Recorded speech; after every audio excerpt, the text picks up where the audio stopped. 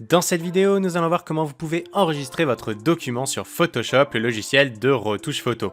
Comme vous voyez pour l'exemple, j'ai importé dans le logiciel le logo de En une minute et on va donc directement appliquer une modification et ensuite enregistrer le document. Par exemple, on va dans Images puis Réglages, puis on va tout simplement mettre la luminosité à fond.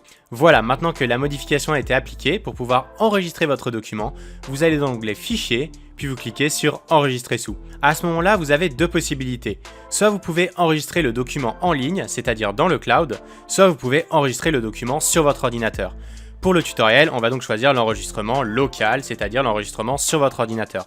Vous cliquez donc sur Enregistrer sur votre ordinateur. À ce moment-là, il y a un explorateur de fichiers qui vient de s'ouvrir et vous allez donc choisir où enregistrer votre logo. Par exemple, vous pouvez l'enregistrer sur le bureau. À ce moment-là, vous avez encore une fois la possibilité d'enregistrer dans le cloud, mais c'est pas l'option qu'on va choisir, donc il faudra cliquer sur Enregistrer juste ici.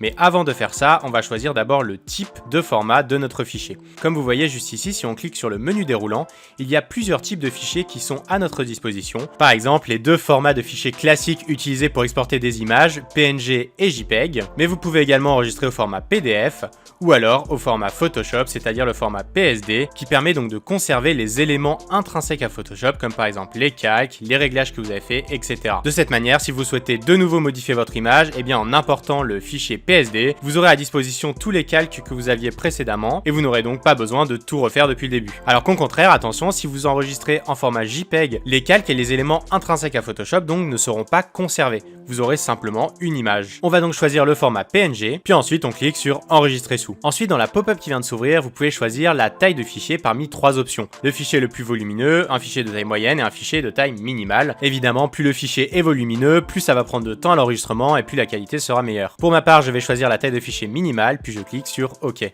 On n'a pas eu le temps de le voir parce que l'enregistrement s'est fait de manière instantanée, mais il y a eu la barre de chargement de l'enregistrement juste ici en bleu qui s'est affichée. Cela peut notamment être utile si vous choisissez l'enregistrement en format volumineux et que donc l'enregistrement prend un peu de temps. Vous verrez donc la progression de l'enregistrement juste ici. Voilà, maintenant si vous souhaitez savoir comment changer la couleur d'un objet sur Photoshop en choisissant exactement la couleur que vous souhaitez et pas en faisant comme j'ai fait juste ici en jouant sur la luminosité, eh bien je vous renvoie à la vidéo en description. Voilà, n'hésitez pas à nous donner vos meilleures idées en commentaire, à vous abonner à la chaîne, à commenter, à liker la vidéo et on se retrouve pour plus d'astuces et de tutos en une minute.